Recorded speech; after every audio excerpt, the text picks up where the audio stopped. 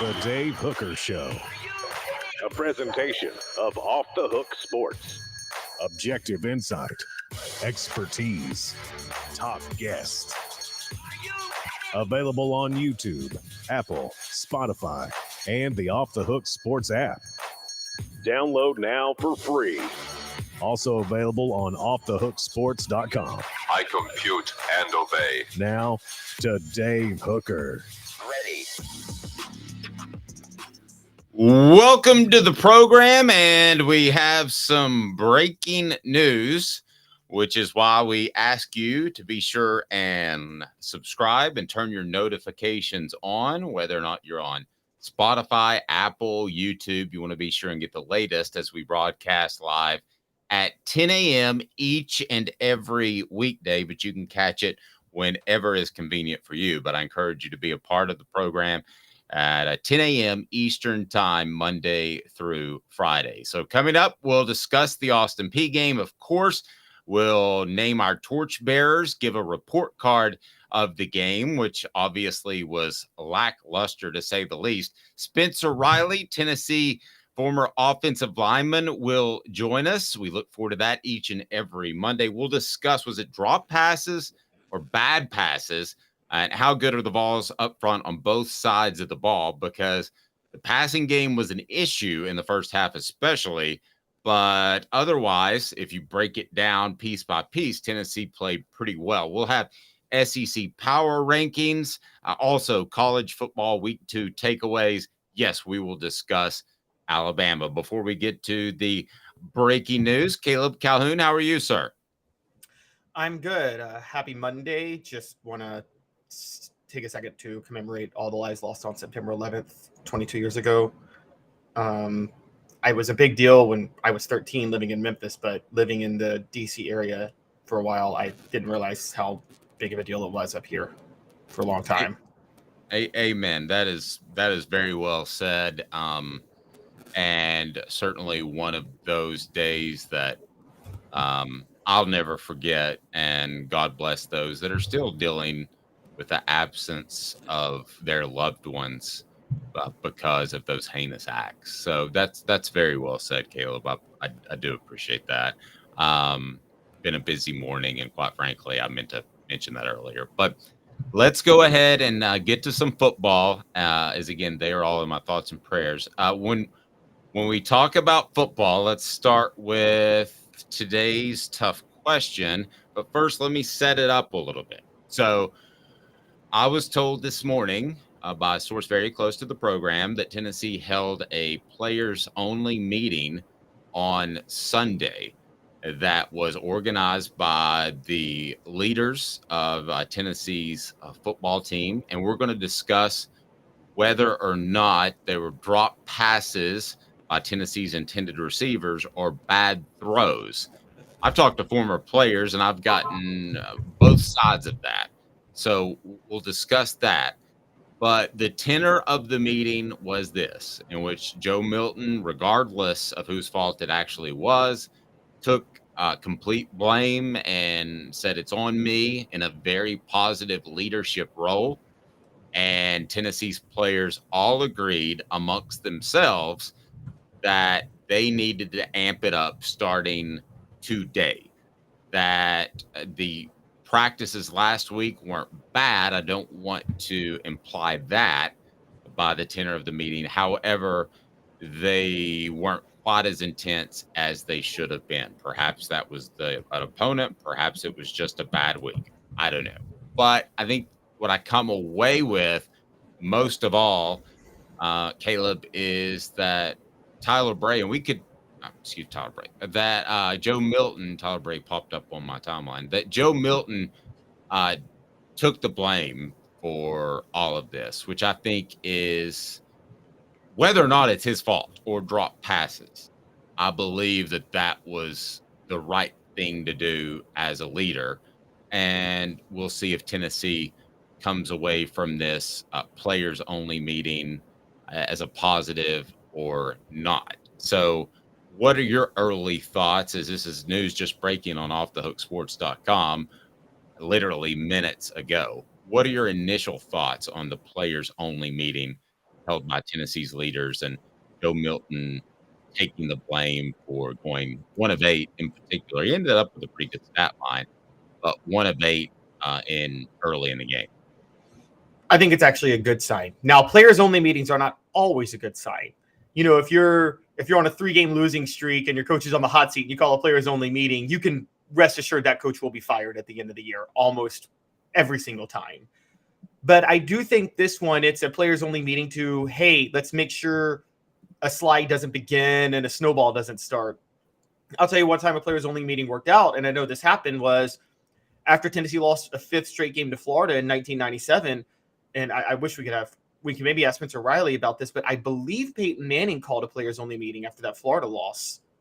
And at the very least, I know gave a speech before the Ole Miss game the next week and said, you know, hey guys, yeah, we lost again, but cherish every chance you get to play college football. The NFL's there, but you know, you only get to do this once every 4 years for 4 years.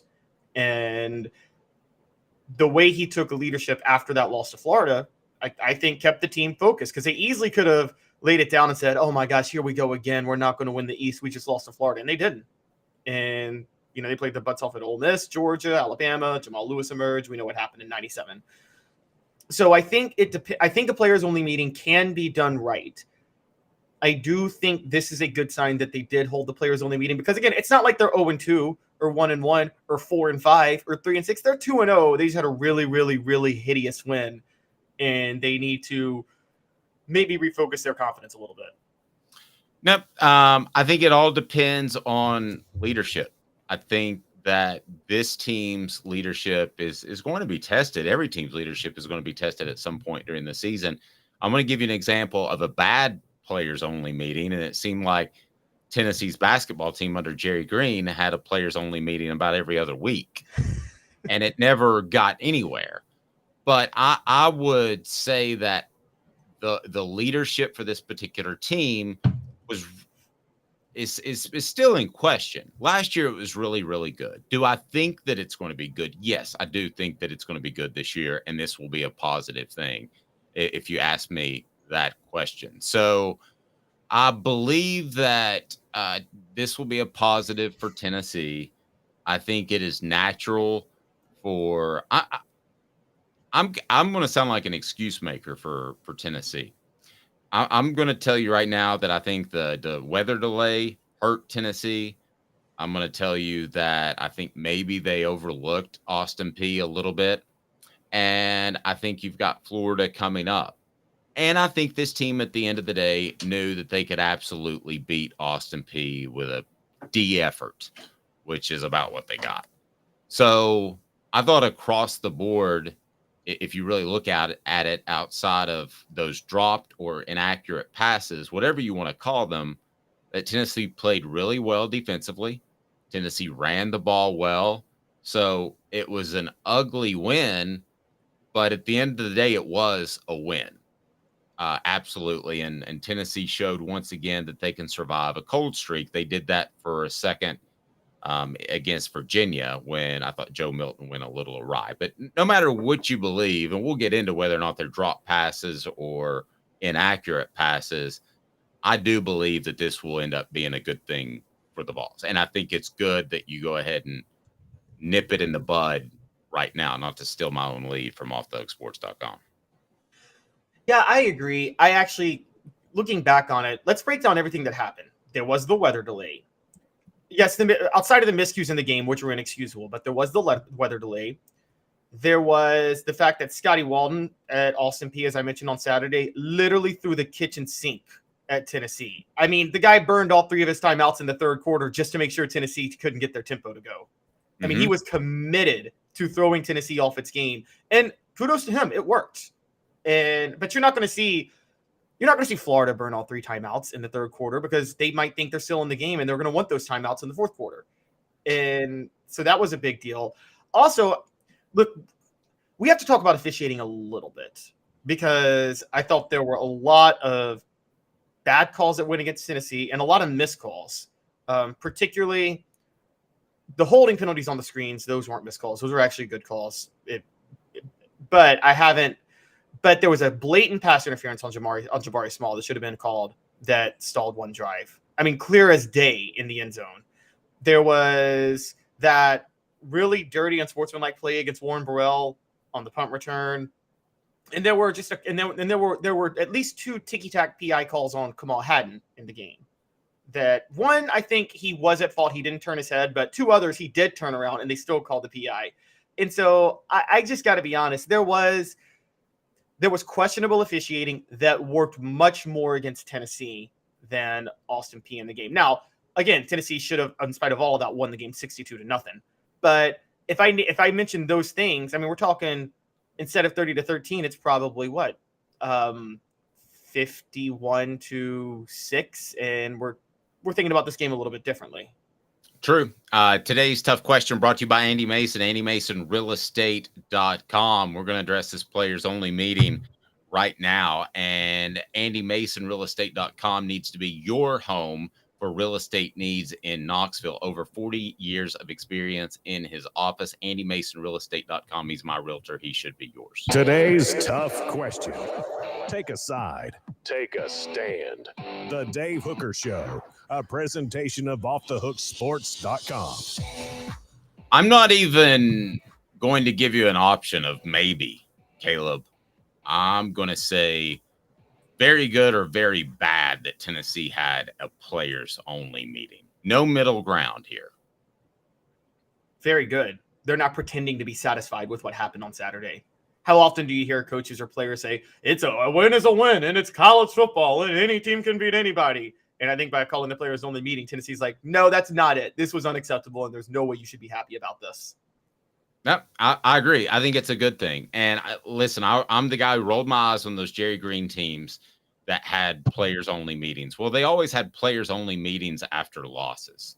So to say that 30-13, which still is a significant margin of victory, is not good enough, I think is a positive sign. Now, if we're talking about another players-only meeting here in 3 weeks, Caleb, there's a problem. But I don't foresee that being the case as I try to forecast forward. Yeah, I don't think so either. This isn't like, and player and everybody on the message board will love this reference, but remember 2016 Tennessee that started the year in the top 10, and they kept playing with fire and winning ugly against the worst teams. They needed overtime to beat Appalachian State. They looked bad against Ohio. That battle at Bristol game against Virginia Tech, they fell behind 14-0. And it did come back to finally bite them when they had a 3-game losing streak in the middle of the season. And then that's when Butch Jones's whole tenure unraveled. It doesn't feel like that with this one. It feels like it was one bad outing. They still won 30-13, and they're not happy with it. And I think not being happy with it is something you should be happy about if you're following Tennessee.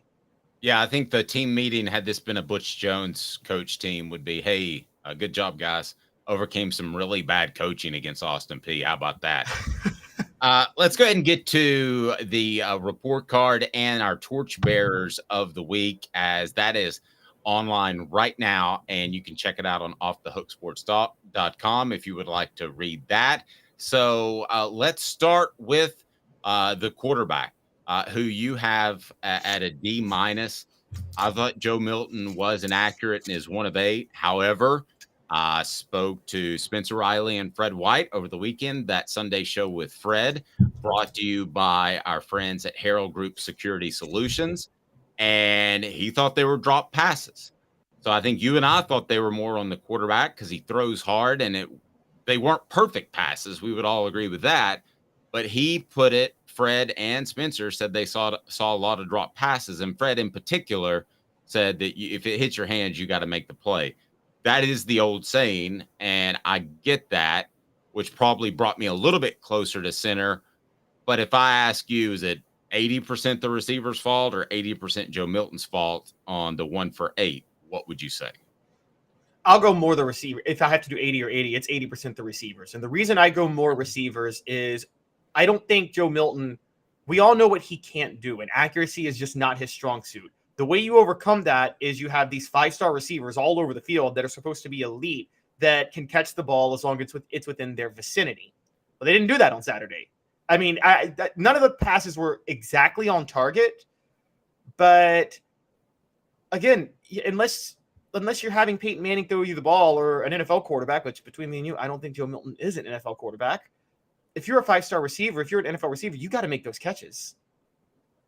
I'm going to come back to the middle. I thought that the passes were off, but listen, I know that Fred White's played a lot more football than I have, which is not saying a lot, but I'm going to go with his call on that Sunday show with Fred. I think that Joe Milton has to take a little heat off of it and throw the ball with his fingers. I think that's troubling. We talked to David Cutcliffe about that at SEC Media Days, and he has to put a little bit more touch, even on the balls that he likes to heat in there, because that's to me, they were tough catches that they were dropped. You had the running backs at a C+, that's a little harsh, and you had the wide receivers at an F. I can't argue with that. Tight end was the reason I had running backs at C+ guys is they should have run for what they ran for, and Jabari Small did drop an easy screen pass that would have been a 60-yard touchdown. That's fair. No, he did, and that would have been a really nice call, or was a really nice call. Tight end gets a C. Offensive line gets a C-. You had the defensive line at a D+, and the linebackers at a B+. I thought as a whole the front seven played good, so I would say you're a little harsh on those guys, in my opinion. Can you talk about the grades? Well, so the defensive line, again, that's one of those where they should have gotten the advantage. They were playing Austin Peay. I mean, whenever a game like this happens, the biggest advantage is in the trenches. And let me clarify one thing. So all of yours are graded somewhat on a curve because it's Austin Peay. In other words, if this is Alabama and the same thing happens, the grades are different. Right. Exactly. By the way, we'll talk about Alabama. Go ahead. Austin Peay controlled the clock in the fourth quarter. There's no way the defensive line should have let that happen. And honestly, in many ways, they started it. It happened from the start. I mean, don't forget that fourth down play on the first drive. The defensive line let Mike DeLiello run for almost a touchdown because he got through the hole. I mean, that shouldn't happen in a game like this. So there were too many times they let Austin Peay stay on the field. I know that. Look, if for everybody who covers Tennessee, we know time of possession. Josh Heupel cares nothing for time of possession. But the defense does need to get off the field, though. And they didn't do that much against Austin Peay in this game. So you had the secondary to C-, kicking game A-, return game on a C-. Let's look at the torchbearers for the Vols. We give out awards for those that played at their absolute best against Austin Peay. And yes, there were some. Caleb's going to have to eat some crow at number 1. But let's start with Jackson Ross at number 5.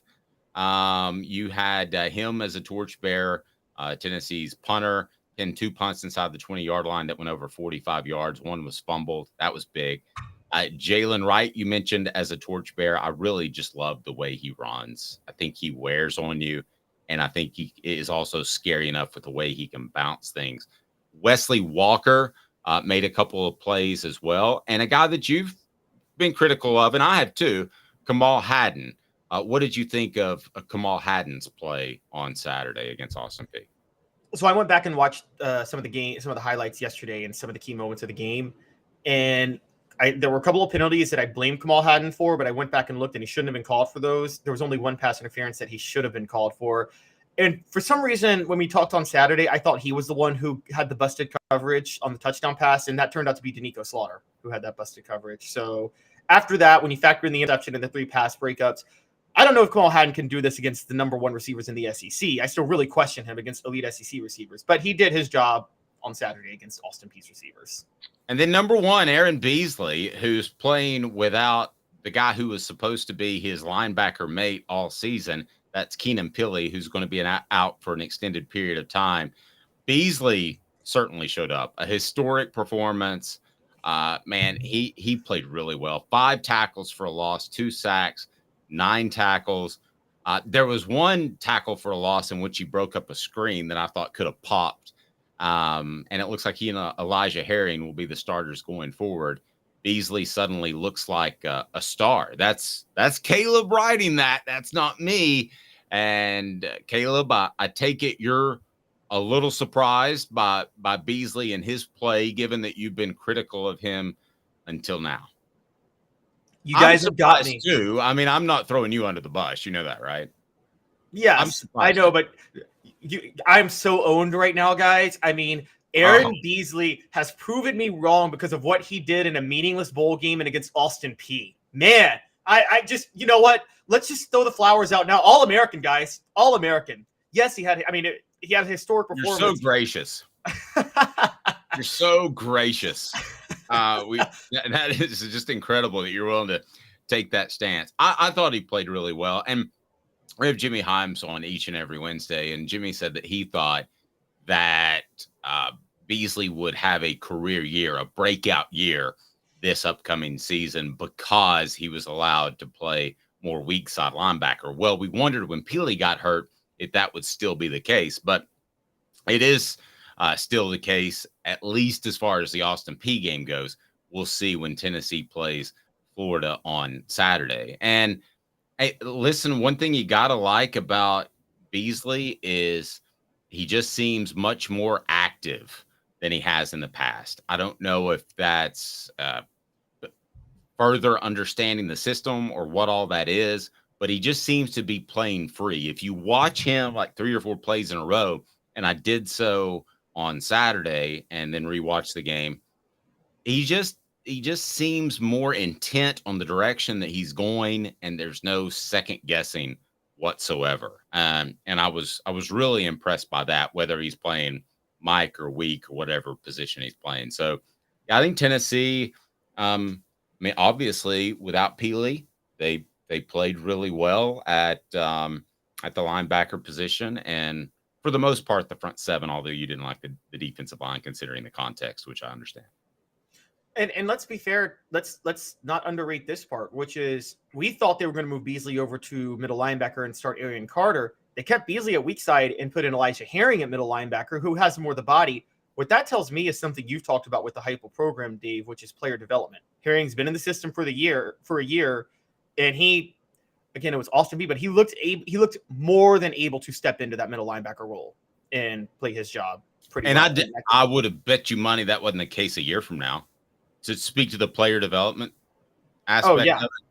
Yeah, I don't think that Herring would have been able to take over at middle linebacker in the middle of a season and be as effective as he was. And I think that they would have had to shift stuff around. And I will credit Tennessee's coaching staff for not panicking and shifting Beasley back to the middle. We thought it would be Arian Carter at outside, and that's what they would do, but they didn't. They kind of stuck to their guns and made sure that Beasley was a playmaker on the weak side. So kudos to them. Hit the like and subscribe button. Turn your notifications on if you haven't to this point. In 2 minutes, we will visit with Spencer Riley and get his thoughts on Tennessee's defensive and offensive front, as well as were those drop passes or bad passes. 2 minutes.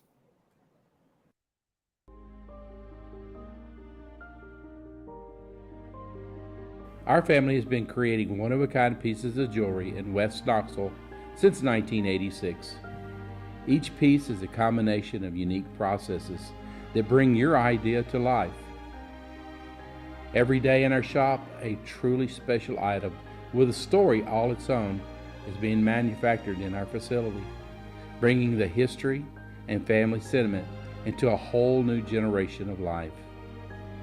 We're grateful that you chose us to be Knoxville's best jeweler, a title that we value and respect. Because to me, being a jeweler and owning a jewelry store are not the same thing. I'm Rick Terry. I'm a jeweler, and we want to be your jeweler. Kingston Pike and Campbell Station Road in the heart of Farragut, and downtown on Gay Street right next to the Tennessee Theater. Hi, Mike Davis here with City Heating and Air, reminding you to always dare to compare. Our team provides quality local heating and air service, installation, and maintenance across East Tennessee. We use only the best equipment like American Standard heating and air conditioning for your residential, new construction, or commercial needs. Honesty, dependability, and customer satisfaction have been the cornerstones of our business since 1961. City Heat and Air. Dare to compare. These mountains hold and defend a spirit far better than moonshine. A drink that holds flavor that becomes necessity. A hard cider made and relished by folk who are as hearty as they are legend.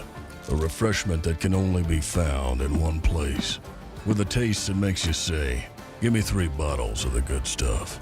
Tennessee Cider Company, where necessity can be found. Who's this guy? Hello, who is it? The Dave Hooker Show, Who? a presentation of Off the Hook Sports. What? YouTube, Apple, Spotify, and the free Off the Hook Sports app. Back to Dave Hooker. All right, here we go. Tennessee does beat Austin Peay, but it was not gorgeous. But the Vols get the win. It is Florida week, so that's pretty awesome. And it's Monday, which means we get to visit with Spencer Riley, VFL Center, joins us now. And Spencer, how are you, sir? First, congrats on the big win. I see the shirt. Can I get a shirt like that? Oh, man, you know what, man? Maybe we can find you something to wear. Congrats on the big win on Friday. Talk about your program, Jeff County, and what they were able to do before we break down the Vols a little bit. Sure, man. We didn't get kicked off till 9:40 on Friday night because of lightning delay and stuff like that. So we played Kingsport Dobbins Bennett here at home and got a big region win Friday night. Played Science Hill the week before, played DB this week, so this last week. And first time in school history we beat them in the same year, much less back-to-back. So great for our kids. Our kids have done a great job, and it's been a fun last 2 weeks football game wise, especially when you're used to playing in those high intensity, high meaning football games early in the year, and they're just exciting to be a part of. Good for you, man. I'm happy for you. Rooting from you from afar, and I want a shirt for sure. So we'll take care of that, my man. All right, Spencer, I'll trade you one. Spencer, that works. Let me ask you this. So I'm texting you over the weekend and about coming on, and you had said that you noticed a lot of drop passes, and just in that text, I took a lot from that because I talked to Fred White on that Sunday show with Fred, and Fred said they were drop passes. I thought they were inaccurate passes, but you guys played way more football than me. Why did you guys both choose drop passes as opposed to maybe a little bit of both? Well, I'll say this. When the ball touches a wide receiver's hand, that's what you get paid to do as a wide receiver, catch the football. So, not every ball is going to be perfect, right? Peyton Manning threw the worst deep ball in college football history, but he's one of the best football players to ever play. Let's just call it how it is. His ball was never a spiral. It was just a kind of a wobbly ball every once in a while. You go back and look at it, and you'll see as a college football player, he didn't throw a very good deep ball. I think Mr. Milton, shoot, buddy, he's a freaking player. He's a gunslinger. He can freaking sling it. And it sounds different when it leaves his hands, right? And it does take some receivers some time to get used to that. But at the end of the day, your job is to catch the football. And if it touches your hands, it should be called. Where I was standing in the first quarter, there was about 3 drop balls right in front of me from the field. Hit them dead square in the hands, about chest height, the ball right in their face. You know what I mean? That's just not acceptable for wide receiver play. And I'm sure the wide receivers coach is letting them know about that. And, you know what I mean? And rightfully so. But I will say this, you're going to hear me say, hey, I believe there are drops, but I will tell you this. I believe they blocked the piss out of freaking the DBs for Austin Peay. They do a great job blocking, hands down. People going to complain about the holding calls. Well, when you're blocking people for 10 yards down the field and they're getting just freaking abused by wide receivers, come on now. At some point in time, they're going to be complaining about them being held. And some officials will take that. I kind of was watching some interviews, and Coach Heupel said he didn't. Somebody asked that question about the holding calls, and he didn't reply. He didn't answer because he didn't want to. He didn't, at the end of the day, he replies about officials, he's going to get fined. Well, I'll just sit here and tell you, they weren't very good. Don't call holding right there because, hey, you can call holding on any play. We teach holding as offensive line coaches. If you're not holding, you're not doing your job. And that's when you block, and that's what every position is taught. Yeah, good stuff. Now, we broke this morning on offthehooksports.com. There was a players-only meeting. Let me give you a thumbnail of that. And that basically Joe Milton said, I'll take all the blame. And last week at practice perhaps wasn't as intense as it needed to be. Just what is your take on a players only meeting and kind of what I just shared with you? I mean, I think Joe Milton's a great leader, but I think more importantly, he's a great teammate. You know what I mean? That's why he's going to be successful. I mean, come on, guys. In 1998, we weren't very good in the first 3 football games. We won close football games. We didn't, and we didn't beat opponents like we should have beat them. But I'll tell you one thing that this team and we did in 98, they got great defense. Let's just be honest with you. Defense will take you a long ways. And I sit here to tell you from experience right now with our football club, we're not great on offense. We run the football really well. We don't throw it necessarily as great as I want to. We have drops, but the one thing is defense will keep you in the football game, and you end up winning the ball game comfortably, right? You didn't win it the way you're supposed to, but you won it comfortably. And you would like to get some more kids in playing in ball games like that and get some more game experience and stuff like that. I understand that 100%, but at the end of the day, it's a win. Ugly, pretty, 101, 100 to 1, it don't matter. It's a win. And, Tennessee fans, let's just call it how it is. I've been a part of this, and I think we have the greatest fan base in the world, but sometimes I think we have some unrealistic expectations of what we expect out of 18 to 22-year-old kids. Let's just call it how it is. And this is coming from a former player and a football coach, dealing with it on a daily basis, what the expectations are for college athletes and high school athletes. Spencer, talking about whether or not, the whole whether is it quarterback or receivers, you mentioned the 98 team, and you guys, you're right. I remember when y'all really turned it on. It seemed like the second half of the Georgia game was when you guys really found your rhythm and just never looked back after that. Leading up to that, I remember T. Martin struggling a lot, but was that more a T. Martin thing, or were we missing, he and receivers just weren't on the same page and there were just some things that we didn't really catch that we as viewers? Well, I mean, I'll just say, tell you, he never started a football game or played much in any football game until 1998. You know what I mean? It's called experience. At the end of the day, experience is the best thing for success. Is when you have experience of seeing those live bullets a day in and day out on the field in front of 102,000 people. I mean, guys, it was a great atmosphere on Saturday, and it was loud. But come on now, the experience of Joe Milton is the more he plays, the better he's going to get. You know what I mean? And I believe that. I'm a fan. He's not done anything to tell me he's not the guy. Yep. And Fred pointed out in that Sunday show with Fred, 0 turnovers in 2 games. So while you may have an inaccurate pass, and we could debate that, as long as you're not turning the ball over, you're not putting your team in a tough predicament. No, I know that. I know we had 1 turnover as a fumble by a wide receiver, I do believe, trying to gain extra yards. Right. Hey, I don't fault trying to get extra yards. You know what I mean? But you preach ball security. And they're doing a good job with that, man. Joe Milton's not turned the football over.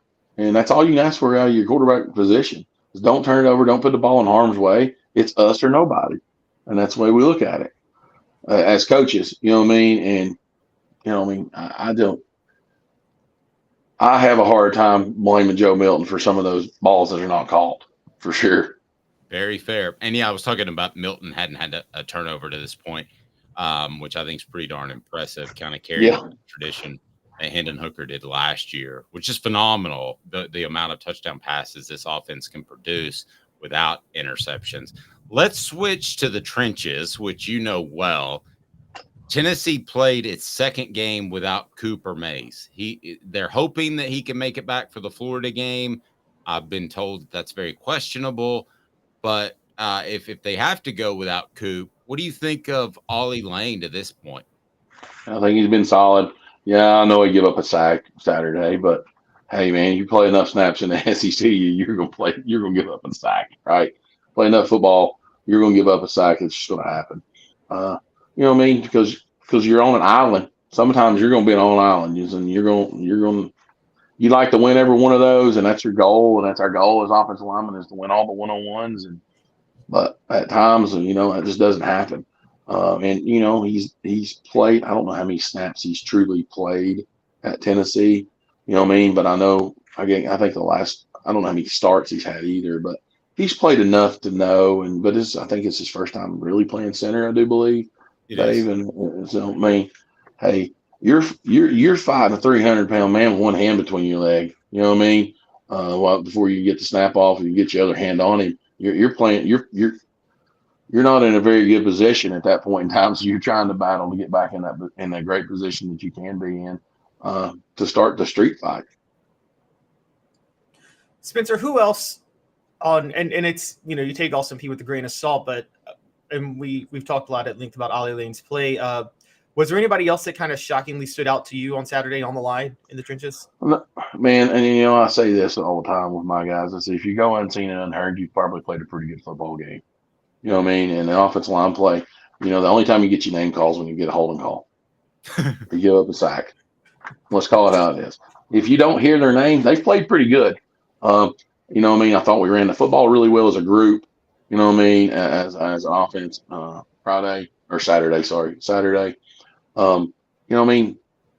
I don't know what Austin Peay was thinking when they're playing. They play 4 guys in a box versus a six-man box we had. And we just decided we're going to run the football at them. And, you know what I mean? And they just couldn't stop it at times. You know what I mean? At one point, I think we had 17 rushes for 130-plus yards, I think, something like that. Sometime right about the fourth quarter, right in the middle of the third quarter. You know what I mean? So I think we try to do some things in this ball game to get us prepared for down the road. I think we threw the ball a little bit more, maybe not. It just seemed like that a little bit. Because when Tennessee's at their best, when this football team is at their best, they are running the football well. And then the passing game just happens to come about, right? And I still don't know if we truly took a shot down the field throughout the ball game, a truly deep ball shot. I know we threw a bunch of receiver hit screens and stuff like that, and we got called for some holdings and some PIs on that, which I take with a grain of salt. Go play the next play, go get it back. You know what I mean? It is what it is. That's an effort play to me. You know what I mean? Holding, you're busting your butt and you get called for holding. It is what it is. You can't have the stupid penalties, the unnecessary penalties, the personal fouls, things of that nature, which we are not having at this point in time in the year. You know what I mean? Late hits, things of that nature to keep you on the field as a defense or back you up as an offense there. But in the trenches, I think we're just a solid group. They work hard. I don't see any big superstars at this particular time. Now, look, man, I don't pay attention to draft stock. I don't pay attention to all that stuff. I don't care who the 5-star guy is. As a group, as 5 guys playing as one, I think they're doing a really good job at this point in time in the year. Wow, Spencer, bringing knowledge. Spencer Riley, former Tennessee center, his brought to you in part by our friends at Apex Apparel Group. Design, brand, market your way. Unique products to promote your business with unparalleled customer service. Go to apexapparelgroup.com, apexapparelgroup.com. You'll be glad that you did. And Spencer, I'm curious what you think of this defensive front, because last year I thought they manufactured pressure with a lot of twists and stunts and blitzes, and they're still doing that. But through player development and some astute recruiting, they're better now, which is pretty talented. Yeah, pretty talented. Pretty talented. Sometimes it comes down to Jimmy's and Joe's guys. You know what I mean? We got some pretty good Jimmys right now. You know what I mean? That are pretty talented, pretty athletic. You know what I mean? I think I seen a stat that we had 12 tackles for loss Saturday at one point in time during the ball game. Come on now. When you're front seven, that's pretty talented. You know what I mean? Anytime you get somebody behind the sticks, you know what I mean, and do those and make them be behind the chains and make them trying to press a little bit more than what they want. And, our defensive line, they're just pretty talented, man. I mean, I watched one of them play the defensive end Pierce. I think it's a Pierce, right? I think it's his name, the 27. He freaking takes the left tackle and he dumps him right in the quarterback's lap for a sack. The offensive tackle, left tackle, is the one who gets credit for the sack because he's in his legs. I thought that was one of the most impressive things I've seen in a long time from a defensive lineman at Tennessee. Man, they're just playing hard and playing fast, and they show up in a bad mood when they get there. I want to jump in here real quick because Caleb, I know you're about to ask something, but you mentioned Pierce. Fred White, doesn't speak in hyperbole, and he said that his ceiling is Leonard Little. 100%. Wow. I would agree with that statement. Wow. He's a thin, long, athletic kid. That's who he reminds me of. Wow. That's so strong that both of you guys didn't even hesitate. Sorry, Caleb. Go ahead. I just had to get that in there. Wow. Oh, that's fine. It's if two people say that played with Leonard Little, that's pretty impressive. Spencer, what do you think of?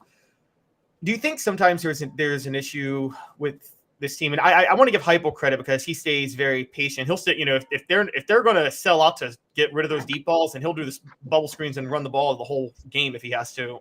And yeah. Do you think the players sometimes, do you see them get a little bit too antsy though, where they're trying to maybe, I don't know, when things spiraled just a little bit against Austin Peay, they didn't keep their composure a little bit?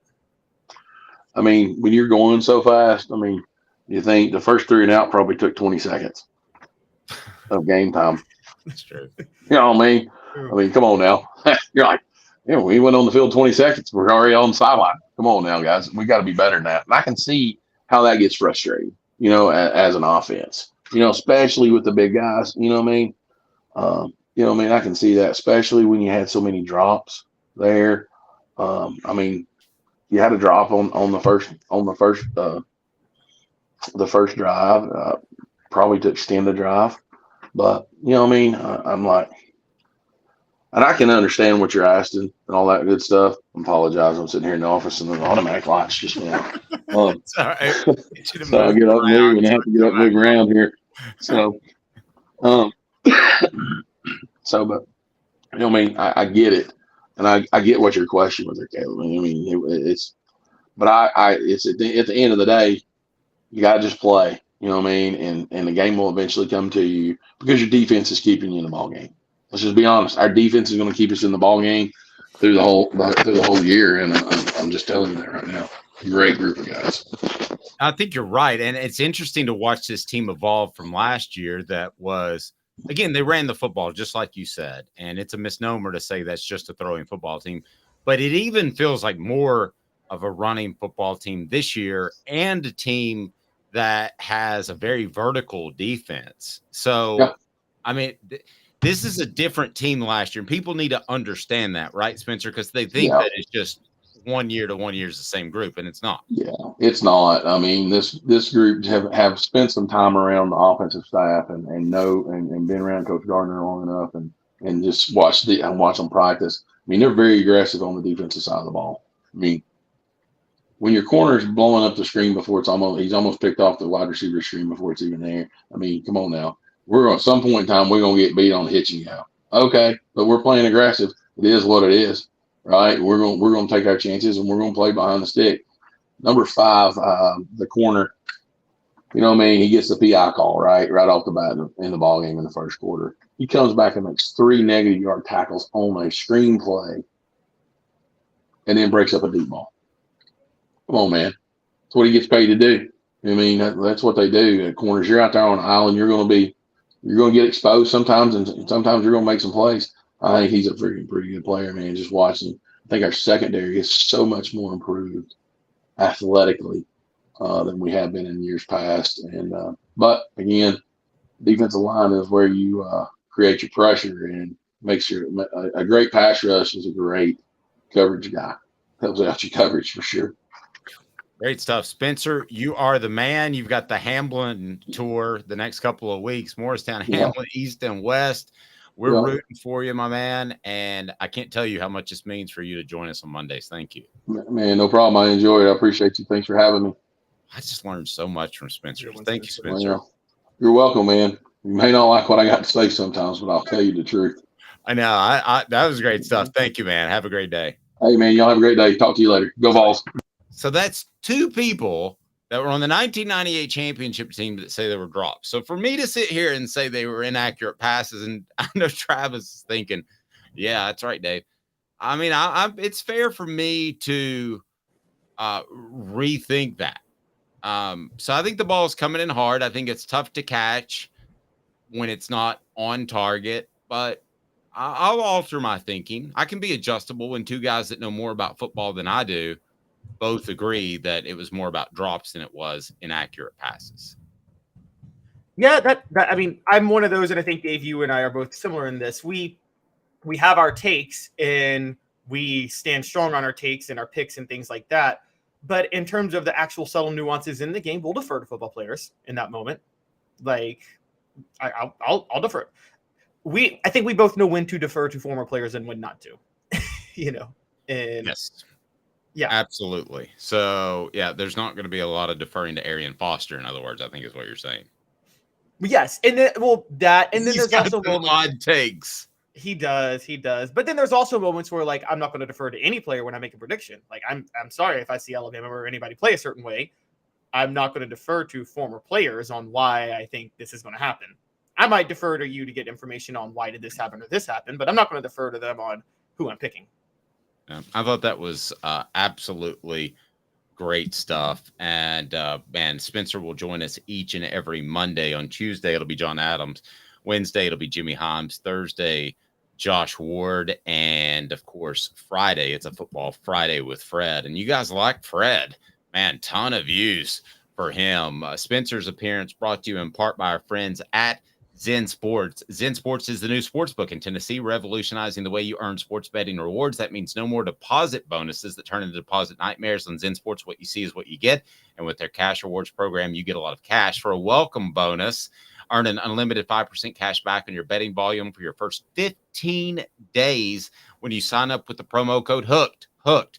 I'm encouraging you to please go to the site, sign up with the promo code HOOKED. If you are using another app, don't use this one. Use the promo code HOOKED because you can earn off of your betting with up to 3% cash back on your betting volume every month after that, and refer friends to earn a percentage of their betting volume as cash rewards too. Zen Sports bringing the cash back to Tennessee.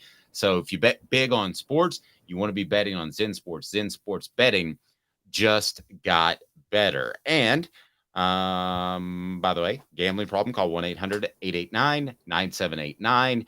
Must be 21 and over and in Tennessee to bet. So coming up, we're going to have SEC power rankings, talk some Crimson Tide. And before we do that, though, Tennessee opens as a touchdown plus favorite against Florida, we're just hearing. So what do you make of that number early? I was shocked. It's 8.5 points. I thought that seems like the line that it would have been before last week. Vegas didn't really react at all to what happened with Tennessee and Austin Peay on Saturday, which I think should be somewhat encouraging for Tennessee fans. Look, guys, these sports books, they have details that we can't even imagine. I mean, they do legwork that is insane. And so for them to set that 8.5 point line, I got to say that should encourage Tennessee fans. I think we also forgot, Florida didn't look, yes, they played McNeese State. They looked better against their FCS foe than Tennessee did against theirs, but they didn't look that great. They're still the Utah game. And then you talk matchups, Dave. We'll talk about this as the week goes on, but Florida's got a statue at quarterback. And if there's one thing Tennessee's got, it's a pass rush. And so. Okay, so here's the other thing to remember this. Of those 7 incomplete passes, the 1 of 8, if 3 are caught, be it bad throw, drop, whatever, and I'm leaning towards drop at this point, Caleb. I'm standing corrected. I'm correcting myself because former players believe that so strongly. But if we're talking about catching 3 of those, you're 4 of 8, and your offense is probably cruising along, and you're not having any problems, and Tennessee pulls away. I'm not an excuse maker, but I do think the weather did not help, and the fact that it was a 30-minute delay, not making excuses, but I don't think it helped. So kudos to sorry. Not making excuses, but I think it was a factor. Yeah, I agree. And again, if you're right, if 3 of those plays are converted on, we're probably, and nothing else changes throughout the game, we're coming back talking about, Tennessee played their C game and it was Austin Peay, so we understand why. We're not having the big concerns that we're talking about right now if 3 of those plays are converted on. And I think what Vegas is seeing is, because we've now seen it, Dave, with Virginia and Austin Peay, with grain of salt, it's Austin Peay, but we did see it with Virginia, at least through the first half. When Tennessee's offense sputters, the defense holds firm. They hold firm. And more importantly than that, the matchup with Florida, look, say Joe Milton has a really rough first half against Florida. Gators still ain't scoring. I think the only way they score is maybe off a turnover in the first half. I'd rather go to the Swamp with a great defense and a good offense than vice versa. I totally agree. Yeah, because you can really take the air out of that crowd. I'm not talking about early scores. I'm talking about the fact that they're watching that same old offense, which they're going to get frustrated with because they're used to the Urban Meyer offenses of the world and the Steve Spurrier offenses of the world. I know they've had a layoff, but still, that's what they were used to and raised on. And it ain't that with Graham Mertz. 90 seconds back off the hook sports. Power ratings, yes. We're going to talk the University of Alabama, which, wow, not only got beat, but pushed around off the hook sports. Candace, I was really heavy into the drug culture. I was selling drugs. I was just constantly in pain. I was missing like a good support system in my life. Cadis has given me everything that I need in order to successfully have a wonderful recovery, in order to have a life that I didn't even know was possible. And it's not just about me anymore, and I love that. I absolutely love it. You can take your life back. Call Cadis today. With all that sun, sand, and salt water, the beach is a very relaxing place. Unless you wear contacts. Ow! Open your eyes to the best the beach has to offer with LASIK vision correction from Campbell Cunningham Laser Center. Sports Treasures in North Knoxville is one of the South's largest sports cards and memorabilia dealers, featuring over 10 million sports cards from vintage to modern. Sports Treasures carries a full line of hobby boxes, singles, autographed memorabilia, Tennessee Vol collectibles, fan cave decorations, and so much more. See a museum full of collectibles at Sports Treasures, 4819 North Broadway in Fountain City, and Sports Treasures on Facebook. Sports Treasures, where the real sports fan goes to shop. Objective coverage. Hey, that's new. If we get caught, we're going to jail. The Dave Hooker Show, a presentation of Off the Hook Sports. YouTube, Apple, Spotify, and the free Off the Hook Sports app. I'm going to need to see some identification. Back to Dave Hooker.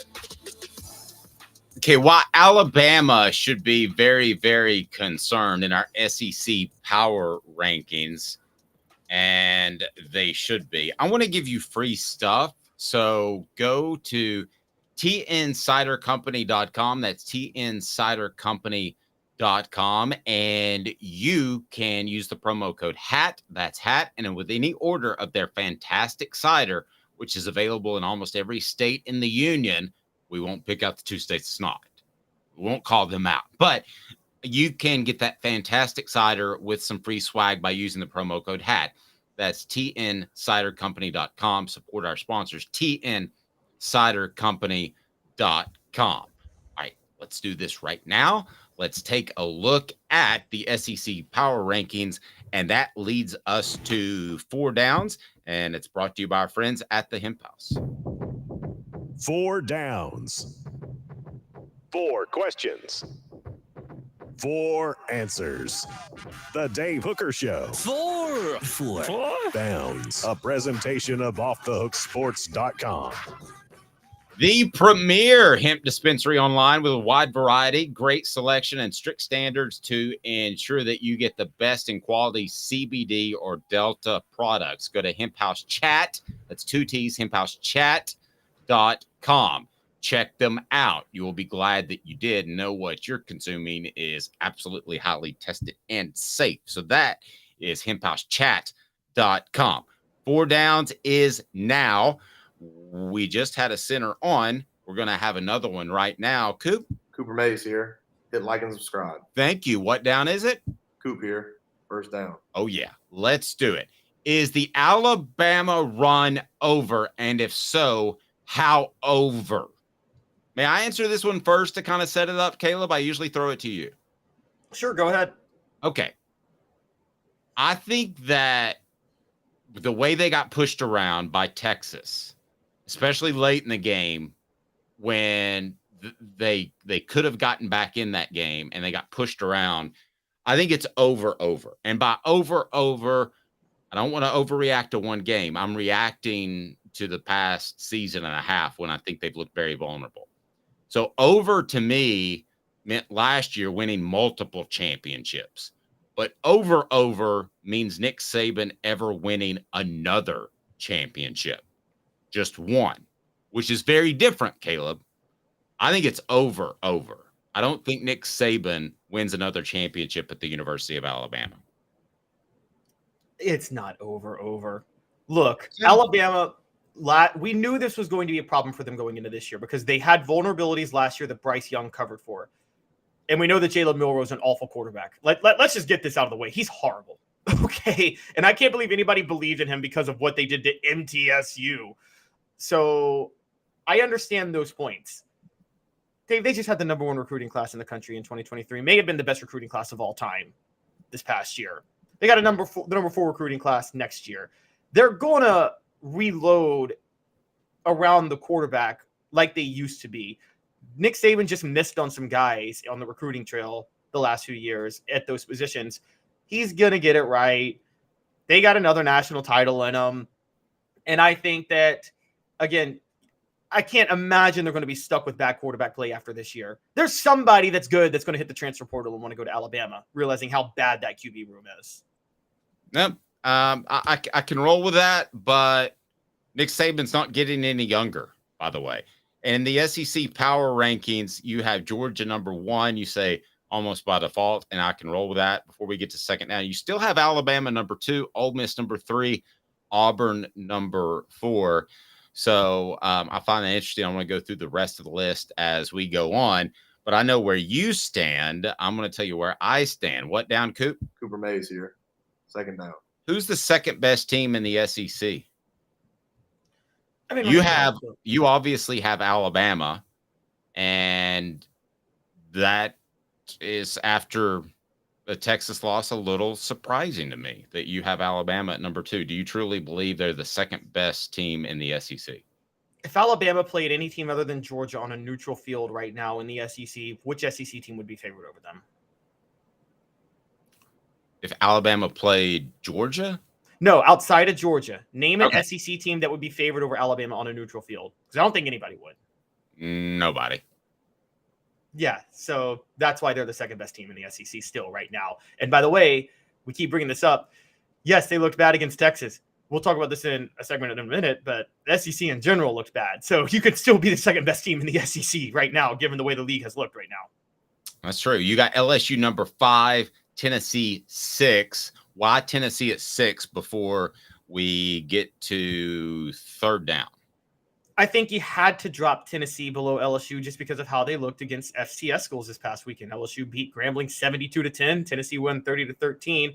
I had to move Ole Miss up because they beat what I think is the best group of 5 team on the road pretty significantly. Now, Tulane didn't have their quarterback, but Ole Miss still won convincingly. So I think Lane Kiffin actually does have a pretty good team of transfers. And Auburn, again, going out west and beating a Power 5 team when you play a 10:30 game at night, I don't care that it was 14-10. That's still a pretty good win. So I had to knock Tennessee below them. All right. Coop, what down we got? Tennessee center Cooper Mays here. Third down. Is Georgia at number 1 really good or elite? They're just really good. Did you watch them against Ball State on Saturday? They got a bad quarterback and a really bad offensive coordinator. They didn't score that 45, 42 points they scored.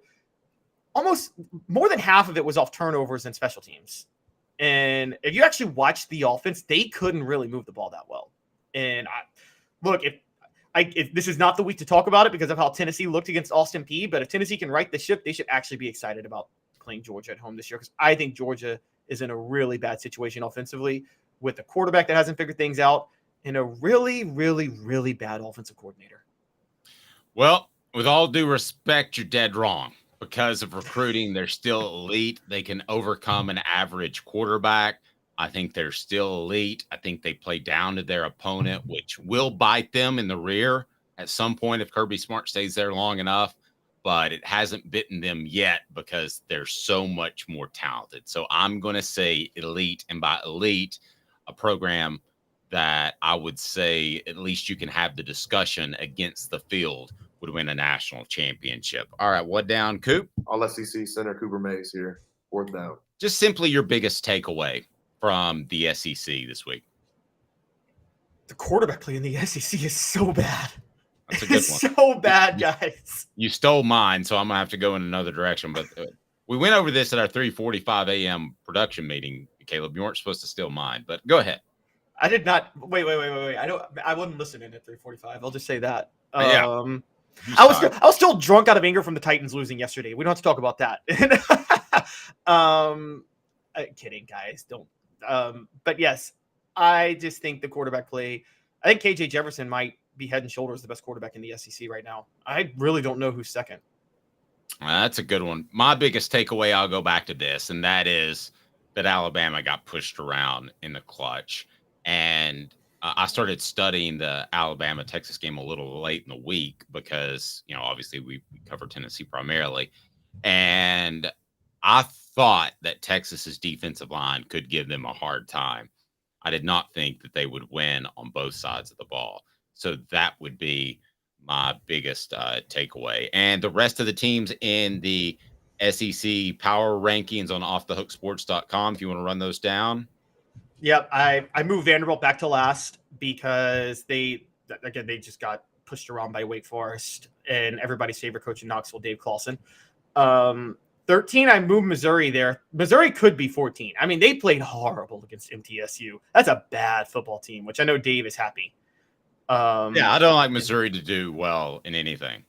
Yeah, Florida, because of those two teams, was able to move back up to number 12 by default. And then South Carolina is still number 11 because the bottom half of the East is just bad. Kentucky struggled with Eastern Kentucky, which dropped them to number 10. But I got to say, Liam Cohen, I think, had some health issues over the weekend, and I think there were some distractions there. So I actually think they'll mostly be fine. Arkansas at number 9. Liam Cohen is, for those that don't know. I'm sorry? Liam Cohen is, for those that don't know. Oh, sorry. He is offensive coordinator for Kentucky. There you go. Number 9 is Arkansas. They are 2-0. They've been pretty convincing, but not willing to move them up just yet. Mississippi State, number 8. They are 2-0. They did beat a Power 5 team, but they shouldn't have won that game. It was an overtime off a bad call at home Saturday night against Arizona. And Texas A&M, number 7. Look, I know the wheels are going to come off Jimbo Fisher. The hot seat talk for this year has begun with Jimbo Fisher, but I still think I would still pick them over. At this moment, they'd be favored over Mississippi State or Arkansas or Kentucky. At this moment. Neutral site, really quick. How many you have Tennessee at 5, I believe? Is that right? 6. 6, I'm sorry. Neutral site, are they a favorite over any of those 5 above them? Because of what we have seen. In all fairness to Caleb, his power rankings came out before the Vegas 8.5 favorites versus Florida. Would they be a favorite at a neutral site game if they were holding something in Mercedes-Benz against those 5 teams ahead of them? I think you might see them be favored over Auburn or Ole Miss. I don't think you'd see them favored over LSU, and I'm certain you wouldn't see them favored over Alabama or Georgia. So, but I would say Auburn and Ole Miss, but I can't ignore what Auburn and Ole Miss did over the weekend. I couldn't ignore that and look past it. Nice comment by Rocky Top Tom. I can't believe Texas went into Tuscaloosa and beat Alabama like a thief.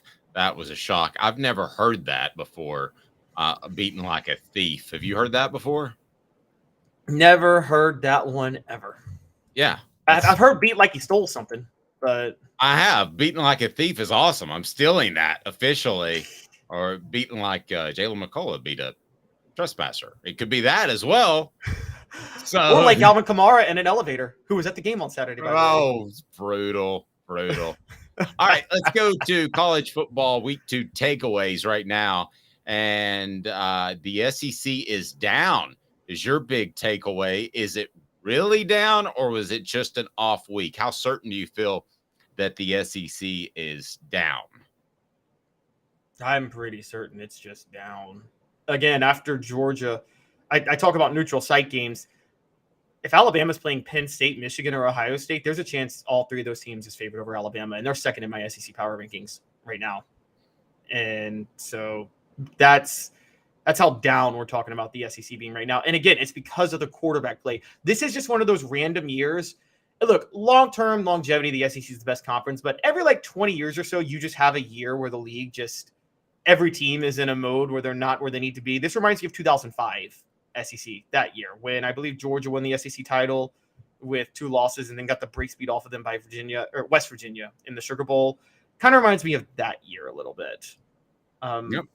So I think it's just down. Yep, that's fair. Other takeaways that you pull from the weekend, and you can read Caleb's column on offthehooksports.com. Oh, early 2000s blue bloods outside of the SEC are back. Florida State, Texas, USC, Ohio State, Miami all look like top 10 teams. I named 4 of the top 5 right there, and I just named every national champion from 2001 to 2005, and which is pretty impressive. For those who are interested, Tennessee dropped to number 11 in the AP poll, stayed number 9 in the coaches poll. So, what do you make of it? By the way, I put more credence in the AP poll because I think the coaches poll are done by sports information directors. Yeah, I do too. I think they, like myself, couldn't look past how they struggle with Austin Peay. And there are teams that have pulled out more quality wins. Look, I'm going to get to my top 10 in a second to show you guys. I don't think when you do a top 10 based on style points, schedule strength, and record, Tennessee technically doesn't have a case to be top 20 right now. That doesn't mean they're not one of the 20 best teams, but I do my top 20 and top 10 based on resume and nothing else. And so that's what you should do. And it should be very, very fluid in, the early weeks. It should, you could have somebody go from not 1 probably, but 5 to 25, I believe. Because your preseason should be very fluid where you move people around. I throw preseason out the window the minute week 1 happens. Yeah. And I have no problem with Tennessee dropping to 11. Again, they control their own destiny. So I have no problem with the AP voters looking at Tennessee and saying, hey, that was a very lackluster performance against Austin Peay. So I get that, but they're going to bounce right back up into the top 10 if they beat Florida. And also, offense, a huge question in the SEC and Big Ten. We're coming off a year in which Tennessee and Ohio State were very, very good offensively. But you say a huge question in the SEC and Big Ten, not to just single 2 teams out, but why do you think an offense in general is a huge question, Caleb? Well, so we touched on the SEC in the last one, so we know that one. I'll move over to the Big Ten. Iowa is still in the Big Ten. Michigan plays very ball control as it is. So the real standout here is that Ohio State's offense is a big question. Kyle McCord's an issue. It hasn't shown yet because they haven't played anybody. Kyle McCord's going to be a problem for them because I don't think he is. I think after, a run of pretty good quarterbacks at Ohio State that were great there and didn't work out in the NFL, he might have somebody that won't work out in the college level in Kyle McCord. And then prime time, looking legit. And another win for the Buffs, now 2-0. And wow. He reminds me in a lot of ways of Josh Heupel. The difference being is that Heupel is a better offensive mind and a better offensive coach, and he's not outspoken. But assembling talent, having that direction, I think is pretty significant, and a similarity between the two. I just am blown away by how quickly they're winning at Colorado. And listen, that they could be a factor headed forward. And you also mentioned in your Heisman race, you have Travis Hunter, number 1, Shedeur Sanders of Colorado, number 2, followed by Caleb Williams, Michael Penix Jr., and Sam Hartman of Notre Dame. So at this point, my vote, I would have to give it to Shedeur Sanders, but nobody wins the Heisman in September. No one does. I'm still going Travis Hunter because he still actually had another 70 yards receiving while playing defensive back over the weekend. This isn't like Charles Woodson in 97 where, they occasionally brought in Charles Woodson on the other side. No, Travis Hunter's playing full-time on both sides of the ball, which I've never seen that before at the college level. And if he does this the whole year, I don't know if he can, but if he does it the whole year and he's this productive, I can't not give him the Heisman. No, I see your argument, but if I had to pick somebody right now, it would be Sanders. And then the top 10 in college football playoff outlook, you've got Texas at number 1, Florida State number 2, Colorado 3, Duke 4. What are you talking about? Auburn 5, Miami 6, Utah 7, Miami 8, Ole Miss. That was an accident. I meant to write Mississippi State. I will correct that. Okay, gotcha. I said Miami twice. Okay, so we'll get that fixed. But you don't have Georgia in the top 10. Is that based off our criteria earlier that ours is fluid and they could make it up there? Yeah, these aren't power rankings. These are top 10 is based on your resume. Georgia hadn't beaten anybody yet. And whatever you want to say about the teams I named, they've all beaten Power 5 schools.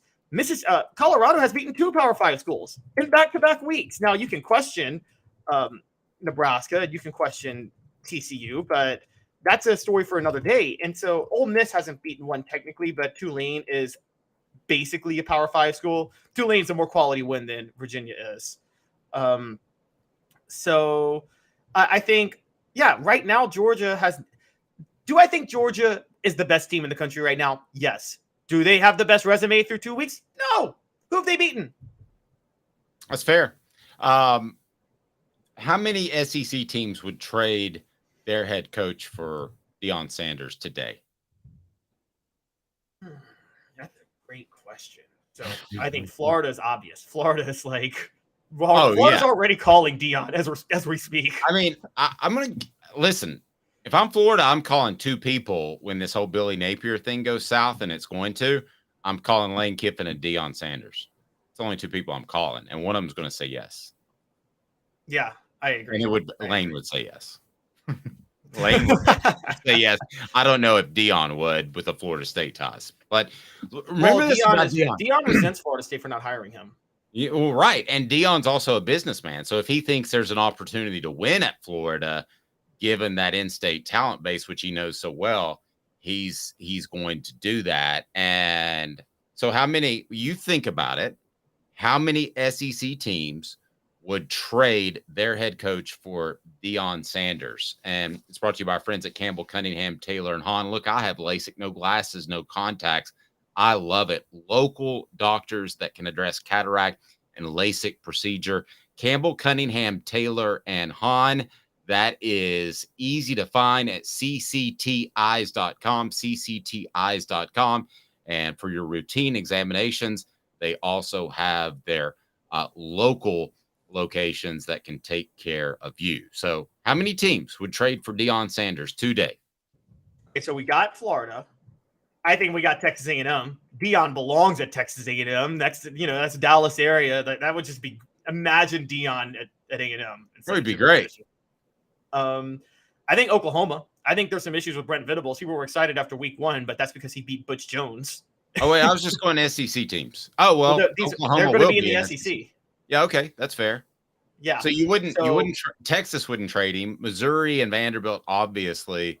Ask by Smoky Mountain Red, would Deion jump that quick, and what is his buyout? He had so much leverage that I would be interested to find that out, but I bet it's not much for him to get out of that. Would he jump that quick? Yeah, because his son's eligible for the draft next year, right? I think so. Okay, so he will just take his son with him to Florida if he goes there and just win there. In reality, yeah. I mean, you could. And with NIL money, could Shedeur Sanders say, I'm really enjoying the college experience, so I might stay my full 5 years? When in reality, he's probably worthy of a 3-and-out type of guy based off what I've seen. But, so who else? Let's make it easier. Who wouldn't?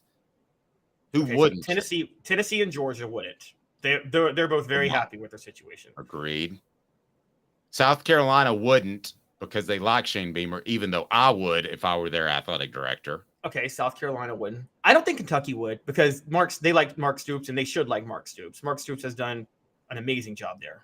I agree. And remember, an athletic director would have to turn the keys over to Deion Sanders. If he says he wants something done, it has to be done tomorrow, not next week. If he wants a facility built or something like that, you're going to have to move quickly. A lot of ADs aren't okay with that.